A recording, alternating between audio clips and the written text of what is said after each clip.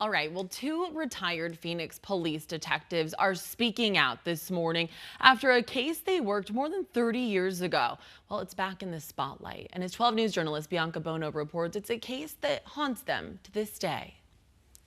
I started in May of 1973. And after 20 years with the Phoenix Police Department, in September of 1993, Francesca Garcia transferred to the homicide unit. Shortly after that was when I received a call out to go to the home in Maryvale of the Luna family. She was still in training. That scene is as vivid in my mind today as it was over 30 years ago. Inside, 4 family members were found tortured and murdered. Patricia and Albert Luna, and 2 of their kids, 18-year-old Rochelle and 5-year-old Damien. I was assigned to work with Detective Steve Lewis. It's the worst thing I have ever seen. Retired Phoenix Police Detective Steve Lewis remembers where each family member was and the evil they faced before they died. Even the medical examiner that did most of the autopsies, I was there for all 4.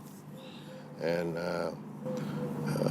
she cried. The community was terrified as the search for the suspect was on. You only get one crack at that scene. A short time later, Detective Lewis got a call from a pastor. One of the guys that attended his church had called him and told him that Richard Jerf was his friend and told him what happened. In a matter of days, they got their guy. Did you ever interview Richard Jerf? I did interview him, and the only thing he would say to us was, we read him his rights, and he said, my girlfriend had nothing to do with this. Jerf ultimately pled guilty and was sentenced to death for each of the 4 murders. But that was in 1996. He's now exhausted all appeals, and the Maricopa County Attorney says he could be executed next if the Attorney General issues a warrant. It's never going to bring anybody back. That's not what it's about. But it's to serve as justice for what happened to the family. For these retired detectives, whose investigative work got this mass murderer off the streets, they believe it's long overdue. Let me say this, if anyone ever deserved